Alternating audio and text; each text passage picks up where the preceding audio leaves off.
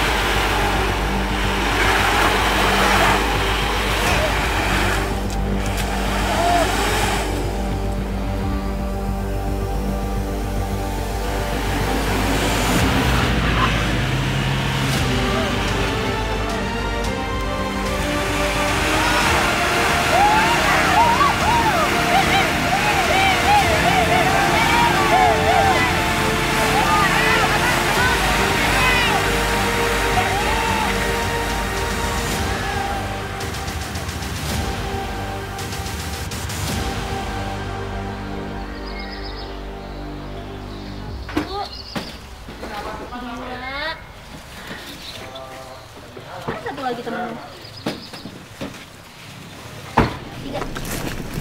Rencananya ada dua kandang habituasi. Kandang habituasi terbuka ada menggunakan filter, nanti teman-teman juga bisa lihat. Sebenarnya jaraknya dekat kalau kandang habituasi sekitar 800 meter, cuman nggak ada bonusnya lah, pokoknya nanjak adalah. Jadi mudah-mudahan nanti mereka bisa berkembang biak dengan baik. Nah, satwa ini adalah salah satu mata rantai yang ada di hutan, dan juga mereka masuk dari penyerahan masyarakat maupun dari hasil peliharaan maupun dari penegakan hukum. Nah, di awal-awal IAR berdiri nih 2008 sampai kira-kira 2013-14, kasus yang paling sering kami temuin adalah kukang hasil peliharaan yang giginya kepotong. Nah, ketika giginya kepotong dia nggak bisa dilepasin karena si gigi ini berfungsi buat pertahanan diri sama bagaimana dia nyari makan.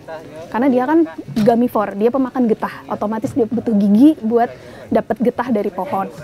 Nah, setelah mulai tahun 2014-15, Mitra, BKSDA, KLHK tuh gencar tuh namanya penegakan hukum.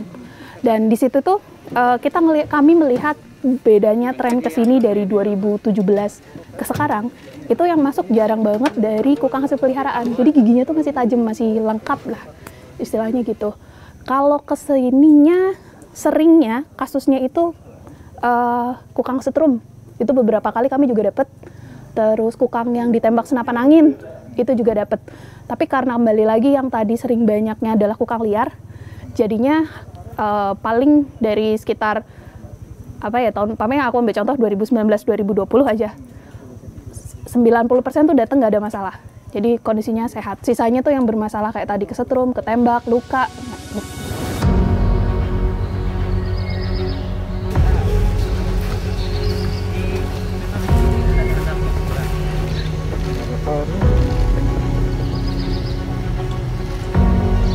Pas diangkat sih emang ringan ya, tapi karena jaraknya yang cukup jauh juga sih, karena tanjakannya juga sampai kandang nanjak terus, ya jadi berat tuh.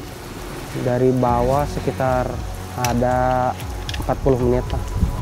Sebelumnya tahap 1 itu 15 individu, dan tahap 2 juga yang kemarin tuh sama 15 individu. Total jadi 30 individu. Yang pasti harus harus di kawasan gitu. Kawasan Taman Nasional Gunung Salak ya kalau di sini.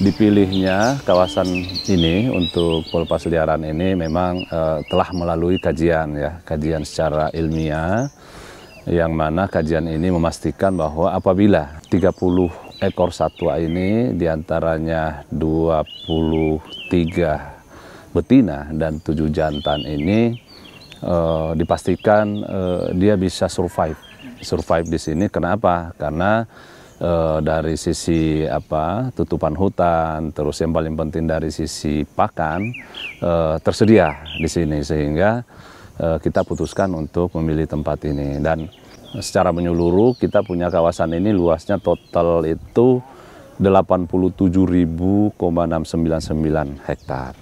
Salah satu yang menjadi nilai penting strategis kawasan ini adalah karena Taman Nasional merupakan kawasan hutan tropis, hutan hujan tropis yang ada di Jawa yang tersisa yang terluas. Nah ini jadi di dalamnya tentu banyak sekali kekayaan baik flora fauna. Kalau flora itu kita mendata sampai hari ini ada kurang lebih 700 jenis spesies flora atau tumbuhan itu.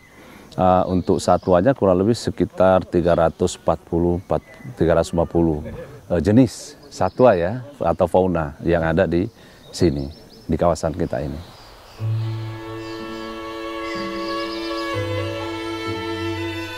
Kondisinya seperti apa, apakah masih mulai memiliki gigi yang lengkap, apakah ada cacat. Nanti tim medis yang akan melakukan pemeriksaan, kemudian nanti setelah itu baru dinilai perilakunya seperti apa. Indikatornya itu kalau di kukang, pertama pasti dia harus punya gigi. Giginya harus lengkap, giginya intak, karena dia punya gigi yang tadi aku bilang fungsinya untuk nyari makan, untuk pertahanan. Itu satu. Kedua, secara fisik dia bisa beraktivitas secara normal. Cari makannya bagus, makannya cepat, terus dia hobi traveling, dia jarang cuma tidur atau duduk.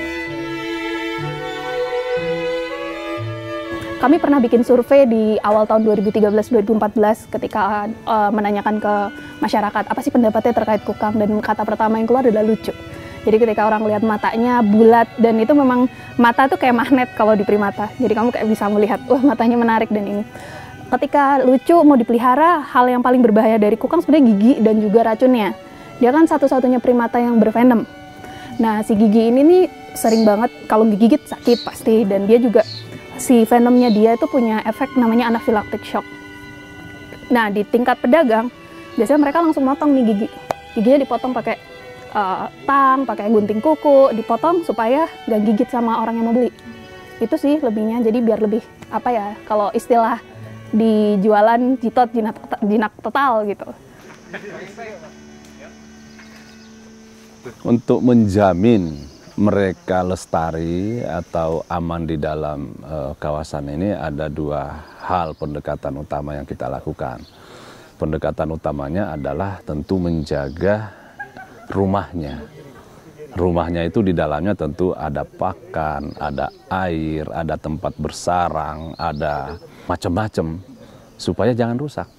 Nah, misalnya jangan ditebangin atau illegal logging. Itu kan merupakan bisa menjadi kanopi untuk owak berpindah tempat, menjadi sarang bagi elang, menjadi pohon buah buat yang lain misalnya kan itu. Terus jangan ditebangin untuk dijadikan kebun. Terus kita harus jaga dia juga supaya tidak ada perburuan-perburuan itu sendiri.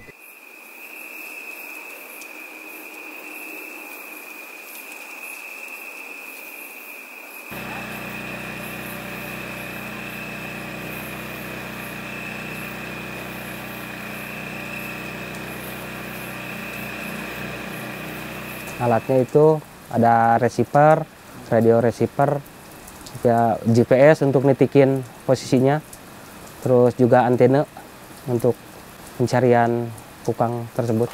Selama kurang lebih 3 bulan. Kita kalau dihabituasi itu ngasih makan jam 7, ada juga jam 11 malam. Seperti pisang, sayuran wortel yang udah direbus.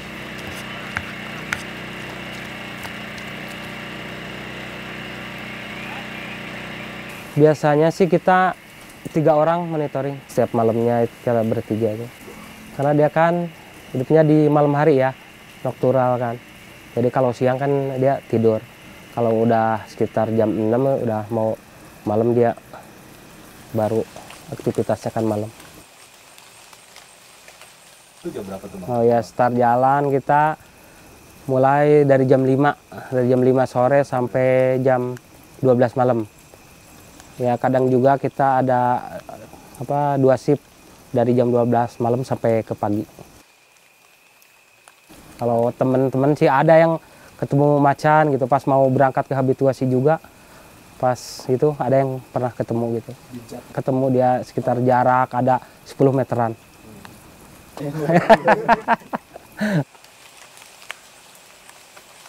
Di daerah Gunung Sawal itu lagi di monitoring, tiba-tiba radio kolarnya sinyalnya cepet gitu, cepet menjauh. Itu ya si kukangnya ditemukan udah mati, ada bekas gigitannya, kemungkinan si matul gitu. Itu sekitar berapa ya, 2 hari itu sinyalnya itu ada di dalam biawak gitu. Ya jadi ngikutin biawak selama 2 hari itu. Itu paling dari perilakunya saja. Dia perilakunya di habituasi itu di kandang aktif, terlihat makan, itu udah kedekatan itu bagus. Ya dari pergerakannya dia juga. Kan untuk pergerakannya juga setiap individu kan ada beda juga tuh, satu kandang ada 2 itu, kadang ada yang pelan, tapi ada yang pergerakannya gesit gitu.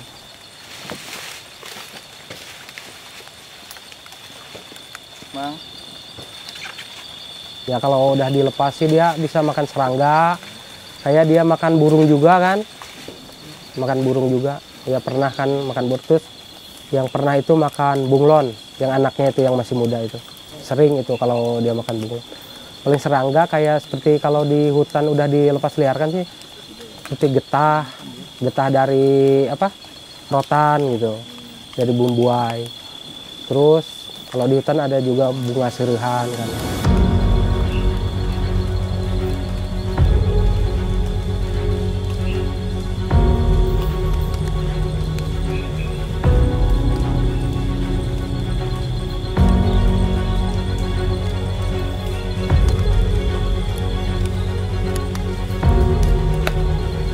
Jadi memang ada aktivitas untuk ngumpulin feses, itu untuk kami pengen juga melihat bagaimana apakah proses yang udah kami lalui di rehabilitasi itu beneran membawa mereka itu bersih di alam.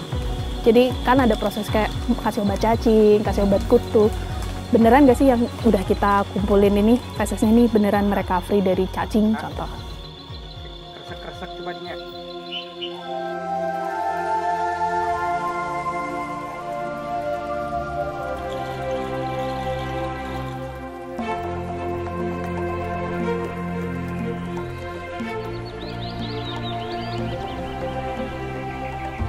Kami harus berpikir untuk gimana cara menyelamatkan populasi yang lebih besar. Nggak cuma individu satu-satu kayak 30 gitu, tapi kami harus gimana caranya menyelamatkan individu yang lebih besar dan lebih banyak. Kalau mau nurutin di klinik ada satwa masuk, itu nggak akan ada habisnya. Gimana caranya bahwa satwa ini bisa aman di alam, nggak diambil orang, dan tugas kami yang ada di klinik juga bisa selesai. Itu sih mungkin mimpinya. Kami nggak mungkin akan bisa menjangkau seluruh Indonesia. Tapi gimana caranya apa yang udah informasi yang kami punya, itu bisa ke-deliver ke mereka, dan mereka juga bisa membantu kita gitu loh. Nggak harus membantu IAR sendiri, jadi nggak cuma, ya udah semuanya IAR gitu, nggak bisa. Kalau sekarang semuanya harus bareng-bareng. Apa yang kita punya ini, kalau kita nggak jaga, suatu saat pasti akan hilang. Jangan beli, jangan pelihara untuk satwa liar.